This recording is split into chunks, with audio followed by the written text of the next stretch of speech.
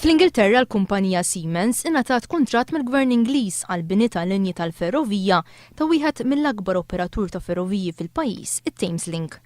Kuntratt li ammonta l kważi 1.6 biljun euro. Dan il-kuntratt ingħata lilha minkejja li meta lura fl-2008 Siemens kienet għadha qed titfa' tender għal proġett instabet ħatja b'akkużi ta' korruzzjoni u tixħim u ta' dan waħlet multi ħorox.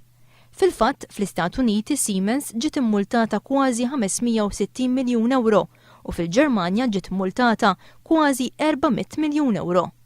Issa li ħarġet l-aħbar li Siemens rebħet dan il-kuntratt, il-Gvern Ingliż qed jiffaċċja pressjoni kbira biex jirtira dan il-kuntratt minħabba l-involviment ta' Siemens f'każijiet kbar ta' korruzzjoni.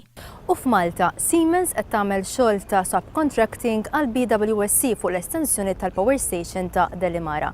Minkejja l-passat li ġor magħha is-Siemens, il-Gvern Malti naqas milli jimmulta lil BWSC madwar 20 miljun euro talli din tal-aħħar ħbiet li xi wħud mis-subcontractors tagħha fosthom is-Siemens kienu involuti f'każijiet ta' korruzzjoni. Skont parir li ta' l-Uffiċċju tal-Avukat Ġenerali ftit ta' ġimgħatilu, il-kuntratt li l-Gvern ta' Lawrence Gunzi iffirma l-estensjoni tal-Power Station inkiteb b'tali mod li ħeles il-BWSC minn ħlasijiet ta' multi. Minkejja li wħud mis-subcontractors fosthom Siemens kienu involuti f'każijiet ta' korruzzjoni.